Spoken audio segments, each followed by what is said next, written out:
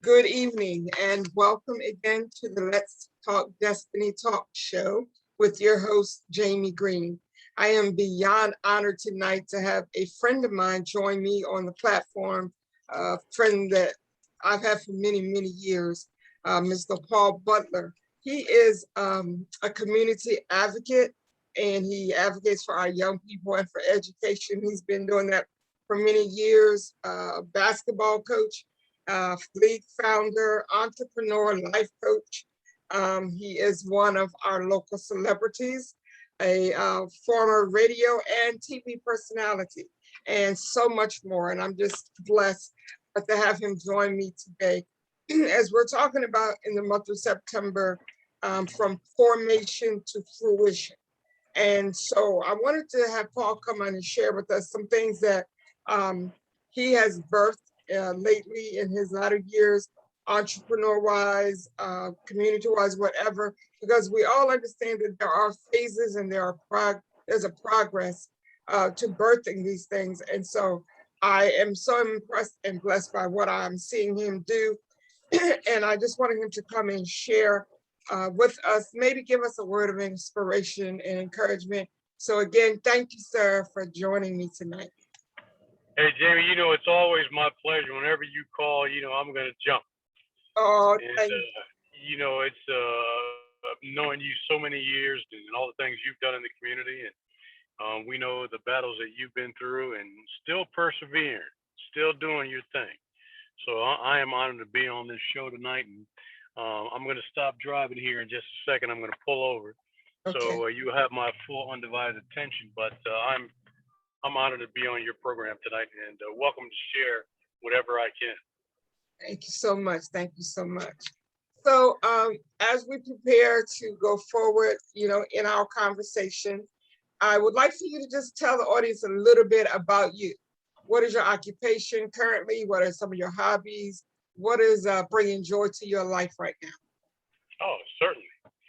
So currently, I got a couple of things going on. Number one, I'm an entrepreneur, as you mentioned before. I have my own business in which we help people start their own home-based business, and we help people not only save money but make money off the services that they pay for every single month. And I've been doing that for almost 6 years now. I'm also director of communications for Wycomico County Public Schools. So I've been doing that since 2017, and as you mentioned before that, I was in television for 24 years, and then I Oh, think wow. radio 11 years before that. So as you can see, I'm an old guy. I'm an old guy. I've been doing things for a long time, but my whole thing was I had an upbringing like you, with parents who instilled in us that it is better to give than to receive. So we're always trying to give back and always trying to make life better for others, whether it's lending out a helping hand or showing people how to fish, so to speak. So that's what I'm certainly doing now. I'm a Salisbury, Maryland native. Grew up here, spent most of my life in Salisbury, although I did take what I call my tour of the South uh, in the early 90s to mid 2000s. I went down to Alabama and Louisiana and North Carolina, Charlotte, North Carolina, as part of television. But always try to be community minded and giving back. So that's probably my story right now. I mean, of course, got a beautiful wife, three grown kids who are spread out all over the place now that they're grown and 32, 30, and 27. I had to remember those their ages. Wow, isn't that something? Yeah, but time flies. I got a couple of grandkids now, so that's basically what my story is. Awesome, awesome. And every time I think of you or your parents or even your wife and your children, which I haven't, since I've seen them, they were children, but they have their own children now. So I have to stop. Trey's always getting on me about calling people boys and girls. And you're like, Mom, we are grown. Um, Right. but I just always think of community service when I think of the Butlers. I think about your mom and dad and how they were pillars in the community. Yeah. Whenever you mention their names, you always think about some type of service. I remember right before my mom passed, I had a conversation with your mother at a Y High basketball game. And I was talking to her about mom and some of the issues we were having with getting competent care providers to come in and help us. And she said, I'll be glad to come in and sit with your mom and help you all out and this and that and other. Mhm. But before we could get that arranged, mom passed. But I just thought that was amazing, that at her age and with, whatever health challenges she may have had, I don't know, she may not even had it. It might just be me with all the health challenges. But No. Miss Doris immediately said, whatever I can do, I'll be willing to help. And Mhm. wow, that's powerful. Yeah, That's yeah, powerful. my, and of course my dad is gone now, but it was something that he just instilled in all of us, and my mom was the same way. I mean, she ran the bingo at St. Francis de Sales School for I don't know how long, but she always, went and sat with people and helped them out, and just passed that along to us. Said, look, if somebody needs help them. Don't think about, well, what's in it for me. Yeah, It doesn't have to be anything for you. Just because somebody needs help them out. You know. that's right. Now, let me ask you this question. You have accomplished a lot at this point in your life. And as long as you have breath, there's so much more that you can accomplish. But this may be a hard question. What would you say is the thing that you are the most proudest of birthing at this point in your life? Hmm. That is a tough question, but a great question. And I think the biggest accomplishment, I think we all would say this, is is raising our kids. Just being able to do that. I mean, look, when you have kids, and we all know it doesn't come with a playbook or a manual or anything like that. But raising three kids who, and look, I'll tell you this, we had, it wasn't smooth sailing. I mean, our girls were really good. Our son Paul, turned out to be a great guy, but there was a year or two there where he was battling us, and whatever. But he's turned into a great young man right now. So I think our three kids have been our greatest accomplishment. But as far as career-wise, I always wanted to reach the big accomplishments of kind of making the big time in radio and television. And I made it to a radio station in Washington D.C. at WKYS. I made it to a big time TV station in Charlotte, North Carolina, and I thought that was what I wanted to do. But what has really given me the most pleasure, Jamie, has been starting this business 6 years ago and helping people and seeing people start their own business and seeing people change their lives, because we've always been conditioned to go to school and get a good job. But there's nothing more rewarding than starting your own business, going through, the tough times of starting your own business, but then seeing that business take off, Yes, and sir. then seeing other people benefit because of that. So we've been doing this for 6 years now, and we've helped 200 people start their own business, Wow. in this area. So it's just been an amazing accomplishment for me, and that's what drives me every day. As I wake up every day and I say, okay, how many people can I help today? And that's what probably my biggest accomplishment is having this um, system of getting people to own their own business, because there's nothing like owning your own, setting your own hours, that type of thing.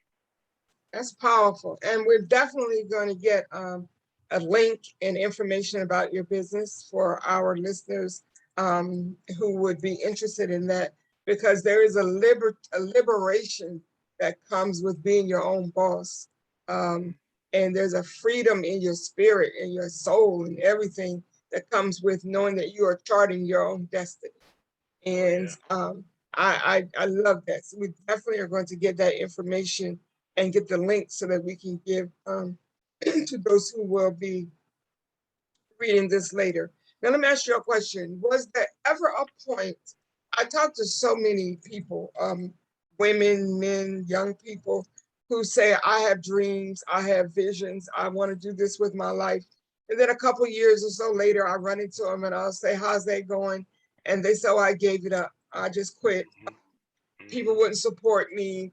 My family said I couldn't do it. It wasn't for me. Has there ever been a point in your life when you felt the need to abort a vision?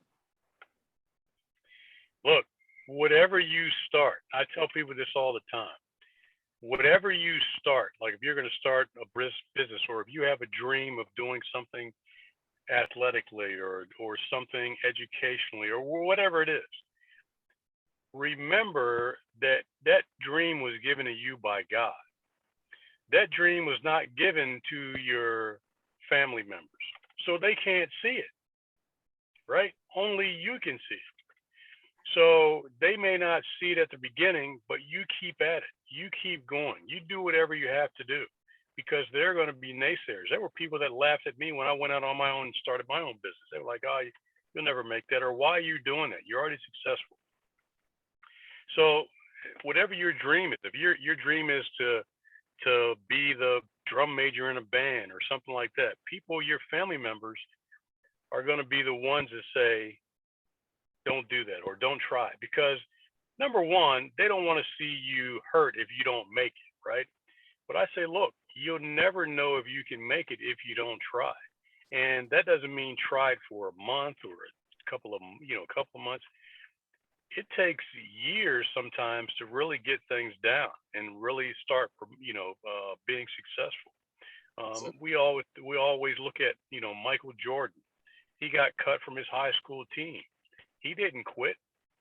He went back to work and started working on his game, and we all know the story after that.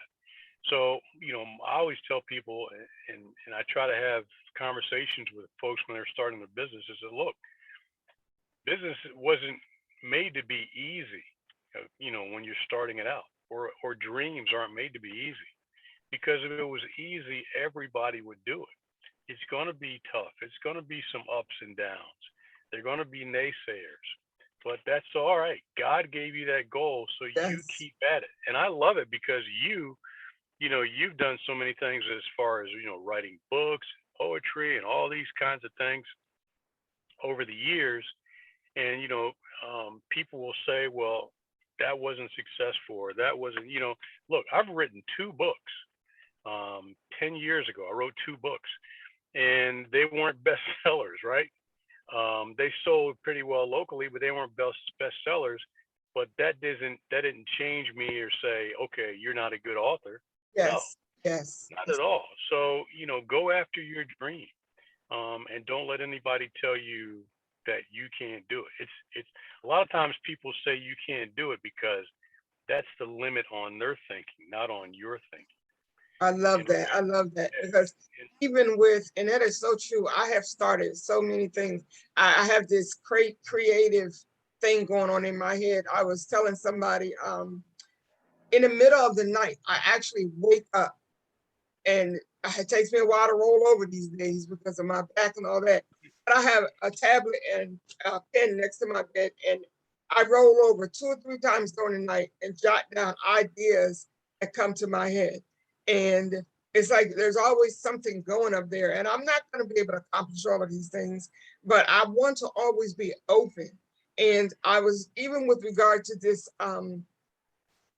talk show, I remember when I first had this idea and I talked to a couple of people.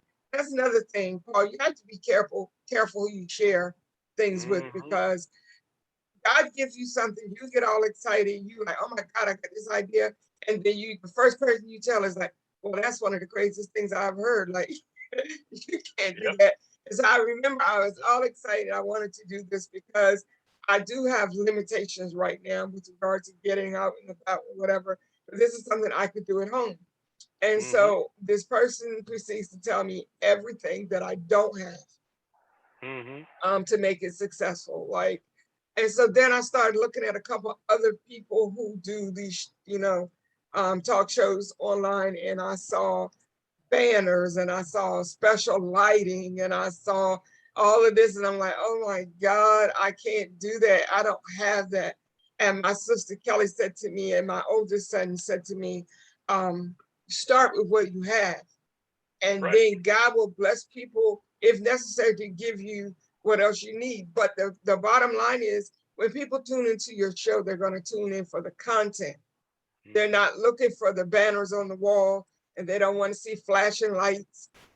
They want to hear good content. And that encouraged me. And I just thought about that when you said that, because if you listen to people who have small visions, um, then they're only going to respond from that place where they can comprehend. Mm-hmm. Yeah. Mm-hmm. That's So, exactly right. And I tell people all the time, I say, look, if you are in a circle of people and they're not pushing you or supporting you or making you want to get better, you got to find a different circle. You got to find a different circle of folks. Because I always have thought about, man, why am I only getting to this point? I mean, I've done so much, but I've only gotten to this point. It's because my thinking and my learning only got me to a certain point. To get to the next point, I had to start hanging around with people who have been yes, higher than yes, where I've been, you know, so that I could go to a higher height. Because I mean, my thinking only got me here. I got around people who said, nope, you need to be thinking way higher, way awesome. bigger, Yes, I you love know. that. I And love that. that's what you have to get around. You got to get around people who are doing that. And what you said was right. Listen, a lot of times you can't tell everybody what you're doing. you First, know, I'll wake up in the morning and my wife, I'll get up and I'll think of something and I'll start jotting it down on my phone. And my wife will turn over and say, "What are you doing on your phone?" I said, "I just thought of something. I got to write it down because if I don't, I'm right, probably going to forget." You know, and glad that she supports me in that way. But if you got people who are saying, "No, you don't have the right lighting, you don't have this or that," find yourself a different circle.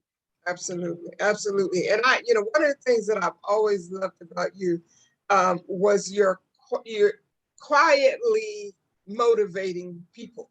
Like some people are just like so loud and boisterous. Like every time you get around them, you like need earplugs. Like they're just yelling, yelling, yelling. But Right. you've always been a motivator, but quiet, like that strength, that quiet strength that you have has always been a blessing to me. And I believe that each of us is created uniquely with Yep. what we need to be what God predestined us to be. And I think the problem comes in, like you said, when we reach a certain point, God gives us a plan, we accomplish that, and then we're just sitting there stuck because we're surrounded by people who are stuck. Like they'll Hmm. say, that's good, that you did great, and that's it. But you have to Hmm. be around people that will say, okay, wow, that was phenomenal. And now let's move on to something else. I think that's extremely important. And I love that you said that. I think that's one of the things that I noticed about you. Like I was thinking about the TV and the radio, and I always used to my children would always even laugh when I would say Paul Butler, like when you were on the TV, right? And I'll hear your voice, and then I'll see a commercial and I'll be like, I think that's Paul doing that commercial. And they would say, Hmm. Mom, every male voice you hear, black men you hear, is not Paul Butler. And I'm like, well, it sounds like him. And I got so Right. upset when I would find out that wasn't you. But but I just think you have such a distinctness about you, not just your voice, but your personality. And I'm honored to be able to say that you're my friend. I really am. Hey, that honor is mine. That honor is mine. You have been So an encouragement to me. You didn't even realize that you were encouraging me. And like we talked about the loss of our fathers, and mm-hmm. both of our fathers were such powerhouses. Um, Mm-hmm. in the community, in the home.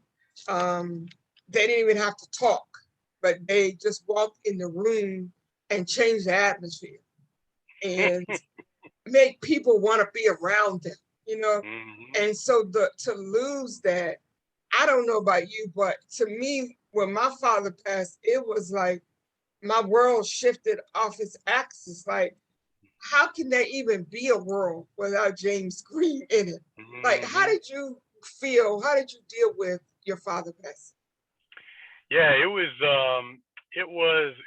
tough. I mean, my dad had been sick for a while, and he had heart trouble, and they were giving him a certain number of years, so we knew that at some point it was going to give out. But um, when he did pass, it was just like, okay, now who do I turn to for advice? Who do I turn to for this? Because and he was one of those people, and I guess that's where I got it from. He wasn't walking into the room boisterous and loud, and he was just laid back, but he would give you good advice. Right. He was so smart and so wise on so many things that he had people in the community coming to him asking him for advice on certain things.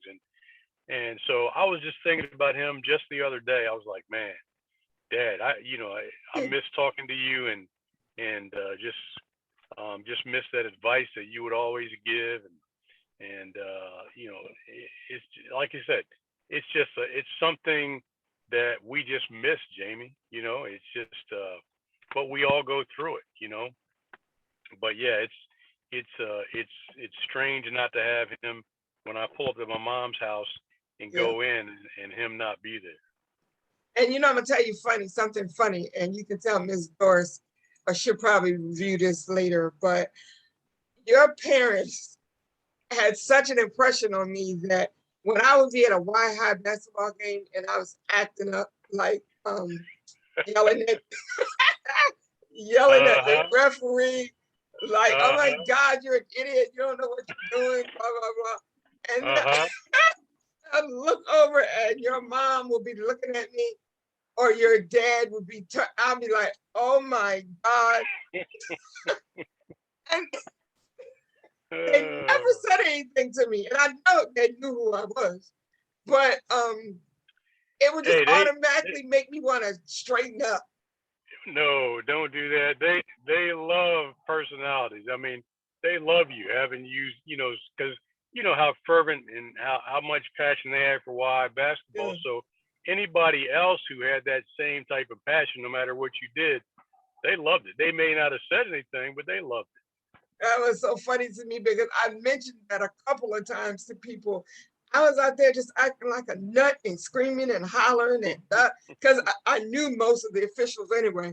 So I'd be Right. yelling, so and so, you don't know what you're doing. You're getting too old, blah, blah, blah. And then I look over and your mom would be looking at me. I was like, oops. So then I calm down for a few minutes and I get back at it again. But Well, that's just who they were. Like, they just had such a presence, and I just love both of them. Now, let me ask you this. Jamie, let you in on a little secret. Okay. My mom said the same stuff. She would just say it underneath her breath. All right. I feel better. I feel better. Because people say that to me all the time. They're like, you know what? You said exactly what I was thinking, but I didn't want to say it. And I was like, I hold stuff in for a while, and it depends on the situation. But every now and then, somebody has got to say it. So Yep. then they just laughed. That is so funny. That made me feel so much better. Because I don't want to look bad in the eyes of Ms. Doris Butler. Now, let me ask you about this real quick. Also, I Sure. know that you, I'm sorry, I'm having this sinus thing going on. I know that you were very sick earlier this year. And I called people all across this country that I know to pray for you and for Valerie as you were both battling the COVID. What, that experience, how did it alter I know you still held on to your faith. That was not even an issue. But how did it alter your outlook on life? How did it impact you with regard to working even harder? Well, it woke me up. It woke me up. I mean, it really told me, look, your time on this planet is not guaranteed. Yes, Uh, sir. so you got to take advantage of every single hour that you're out here. So what it had me do was it had me reevaluate some things. So I'm spending more time with my family. We're taking more vacation so that we can spend more time together. And the other thing is it made me push harder, a little harder at my business because I want, all of my family I want to leave a legacy to my family. Yes. But the main thing is that, like you said, my faith was never in question. But I did, when I was in the hospital for those 9 days, I asked God, I said, is this it? And, he kind of whispered in my ear, your time's not done yet. I still got more stuff for you to do. And by him saying that, I knew I had to go out and really, prioritize things a lot more. And so it definitely changed the way I thought about, because we get into this rut where, we'll wake up tomorrow, no problem. That's right. But we don't know that. So Take things for granted. Yeah. So I certainly started prioritizing things, and this last, once I got out of the COVID fog back in April, things started turning around, and I've been, great ever since. Health's been great, and family life's been great. So it definitely changed things for me. That's awesome. And the fact that you have touched so many lives and blessed so many people, that people automatically, I was seeing it and hearing it everywhere. Did you hear that Paul and Val are sick? Let's pray. Let's call this person. Let's pray. So like that just says a lot about how many people love you and your wife and your family, and how many people are supporting you that you don't even realize, that are holding you up in prayer. I'm gonna share this with you, then I want to let you go.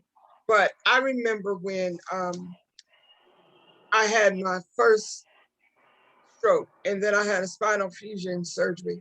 And when I came out of that surgery, Paul, my whole left side was paralyzed and I couldn't. And I ended up over there at Genesis. And I just lie there just crying, like, what in the world is going on here? Like, both of my parents were very sick and they were old, elderly, and they never went in a nursing home. Why the heck am I in here? This is crazy. And I remember they came in to evaluate my physical or occupational therapy needs. And I heard this lady who was in charge of the unit say, it is a shame that she's so young and she'll probably never walk again or be able to speak clearly. And two things came to my mind. The first was, I can't believe she said that where I could hear it. because I can't speak, that doesn't mean I can't hear. Right. And the second thing was, she has no idea who I am. Yeah. Because I'll be doggone if I'm going to remain up here the rest of my life. Right. And so I got to work doing what I needed to do to get out of there. And sometimes adversity is the force that pushes us to our next level in our destiny. And I was listening to you talking about time there in the hospital. And once you confirmed that it wasn't your time to go, then you realize that there's some things you had to do differently when you got out. And sometimes we have to get that push. Sometimes adversity can be the wind underneath us to push us. Right. Because a lot of times, our foundation is shaking and we don't realize it's God shaking our foundation, waking us up saying, look, you got to change. You got to do some things differently. Or he can say, I'm not done with you yet, like he was with you in that hospital, in Genesis. And, he says, Jamie, you're not done yet. I got more stuff I need you to do. I got more people I need you to touch, to inspire, things like that. So, I'm just so amazed at you because of what you've been through, but yet every single day you're getting up. You're doing this, show on Facebook. You're doing, all kinds of things to inspire people, let them know, no matter what is going on in your life, There's a reason you're going through it, Yes, sir. because God is going to use that and use you to help somebody else. Absolutely, absolutely. Now, as we close this out, because you know I could talk to you all evening, because you're my buddy. I got time. I got time. You're my buddy.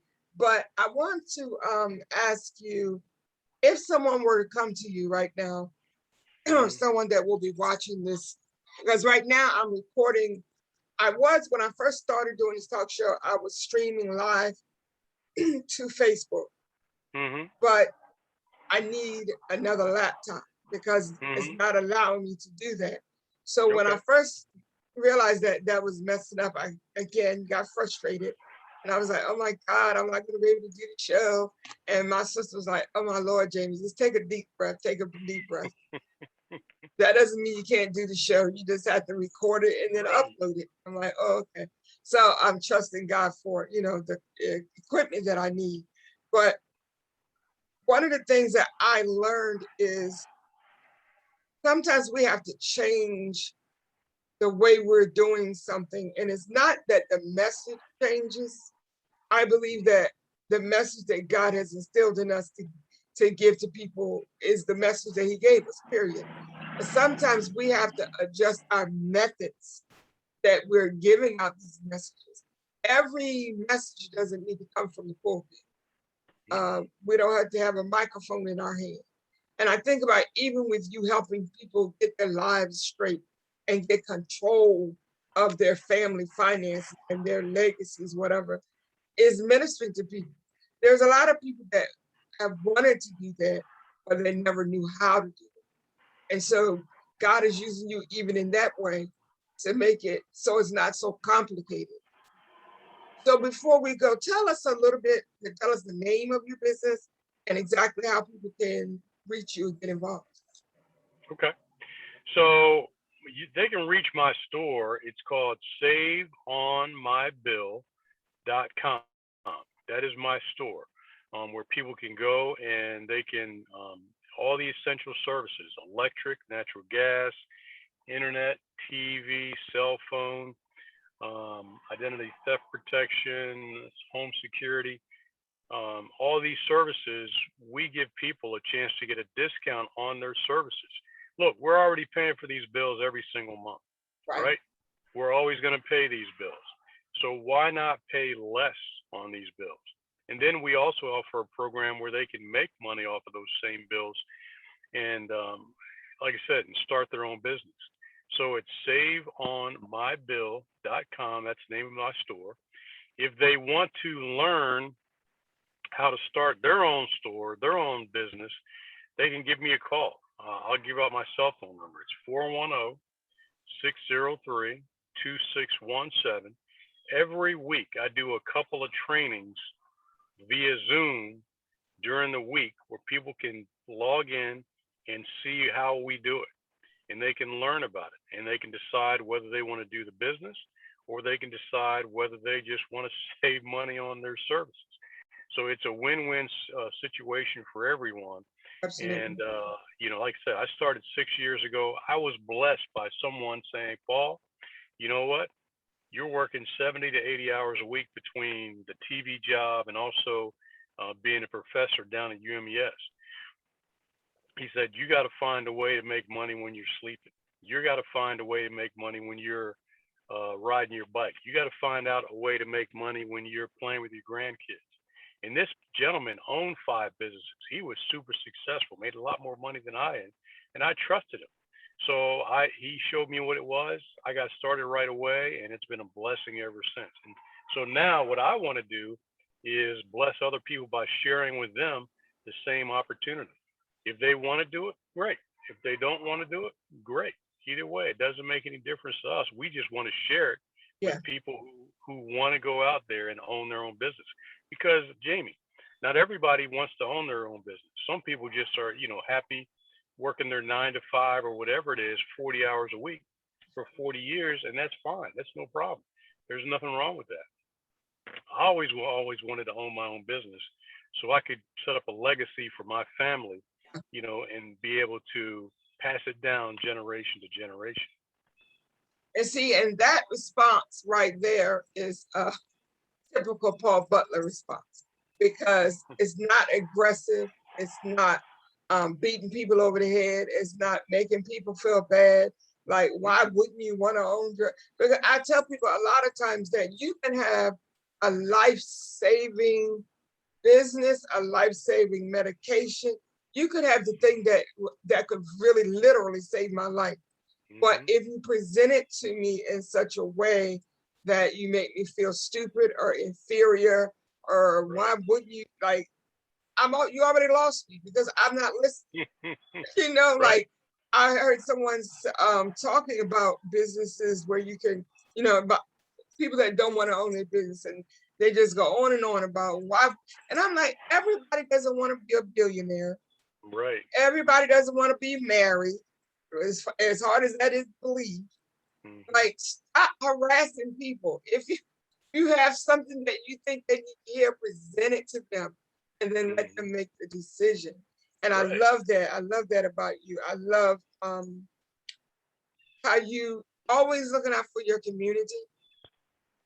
I remember even when we were doing the basketball, the AAU thing, how you not only just said, I'm going to just coach these children, but I want to set up some kind of a format where I can control what's being poured into them. Because it was more than just bringing a bunch of kids into a gym and just let them shoot the basketball. And I loved that. Yeah, my kids will tell you from running the basketball academy years ago, they will tell you that Coach Paul wasn't just about basketball. I mean, my kids, they had to do a book report if they wanted to play in the next tournament. Wow. So they had to read a book and then do a report on that book if they wanted to play in the next tournament. So I wanted them not only to learn and love the game of basketball, but I also wanted to let them know that education was also more important than basketball, because basketball, as we all know, only lasts so long. So long. And I love that. And I wish we had more coaches and people who are responsible for our young people that push that. I'm not going to go into a whole lot of details, calling names or anything, but there was a point when my son was asked to play ball for this coach, and the, what do you call it? GPA, which is so low. It's like, all I need to know how to do is write my name on a piece of paper, pretty much, and I can play ball. But because we lived in a different district, in order to play for this coach that wanted my son so bad, the principal required my son to do the same thing, to do a book report. And then he, over the summer, and then he required him to have a certain GPA. The GPA was way above what the county required. But my son got maybe 2 points less than what this principal asked him to have in order to play. So the principal wouldn't let him play because he didn't meet that requirement. So I think in Wycombe County was like 2.1 that you had to have. And my son got like, the man wanted to get it like a 3.8, and my son got a 3.6, and he still wouldn't let him play, which I thought was kind of ridiculous. But I understood what he was trying to do, but I just think he went too far.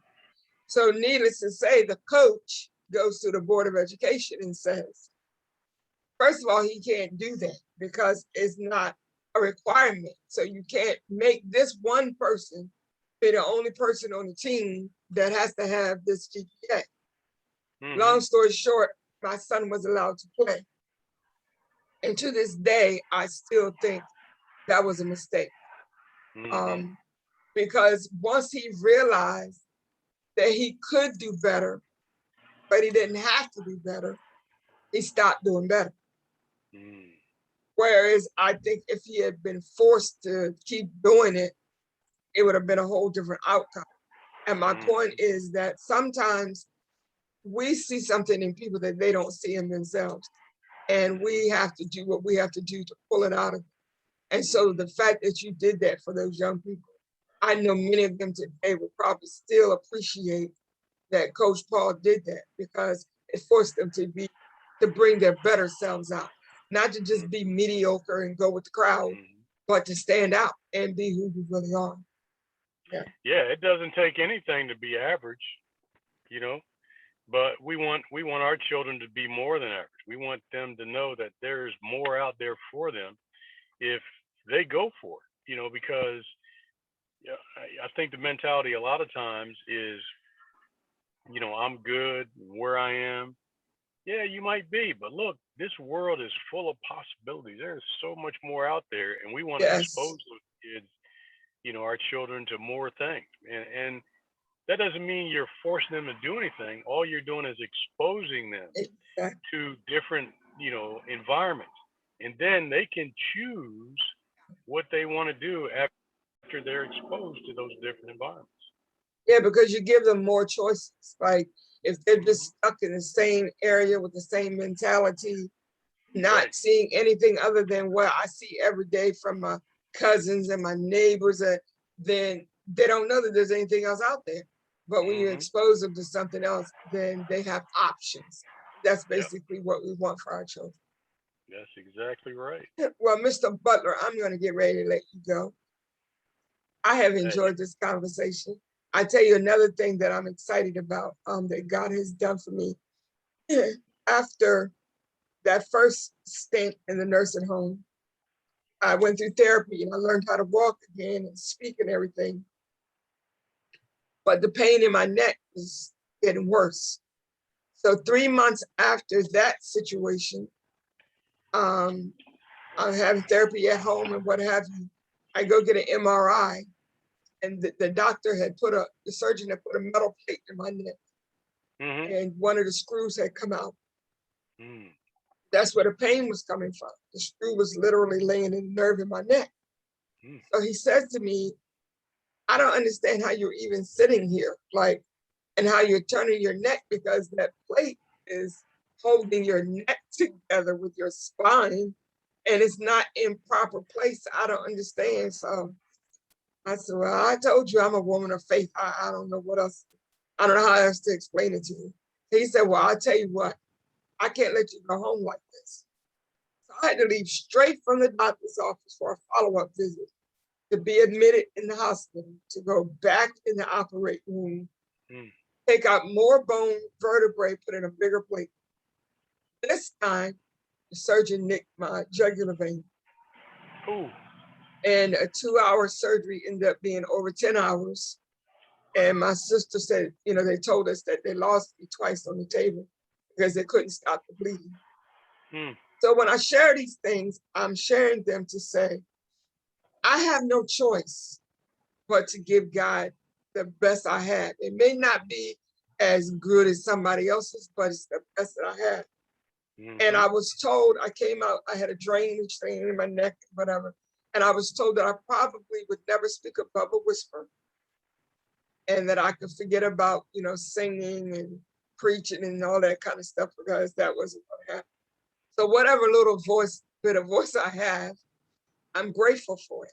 And so I want to use it on whatever level I can, whatever platform I can, to just encourage people that as long as you have breath, you have hope. Yeah. Well, I tell you what, there is not many people as strong as you. I can tell people right now that are watching, because what you've been through, and the fact that, you know, you still have, you know, that faith. Because a lot of people would say, you know, God, why are you doing all this? Why are you taking through? You don't ask that. You just say, God, just use me however you need me. You know, however, whatever shape I am, just use me however I am, and I'm here for you. And that's what you do. So we really appreciate you and what you do, and the fact that you're doing this as well. You and Kelly have always done great things, Thank you know, you. in the community. So we are blessed to have you doing what you're doing. So hey, keep the faith, sister. You know we're praying for you too. Absolutely. Again, I am just so honored to have you here. I was talking to one of my adopted daughters that I kind of Mm-hmm. mentor, and I was saying, can't believe I invited Paul Butler to come on my little talk show. And he said, yes. And she said, well, you started from the bottom, now you're here. And she said, we're going to keep growing, we're going to keep growing. We just kind of laughed about it. But I seriously am just honored to have you here with me tonight. Hey, you started from the bottom asking me. Don't do that. Oh my God, no way. It's only up from here. Thank you. Oh, wow. I appreciate you so much, Mr. Butler. Please give my love to your family. Hey, we love you, Jamie. Thank you very much. I love you too. And we will talk again very soon. All right. All right. Good night. God bless.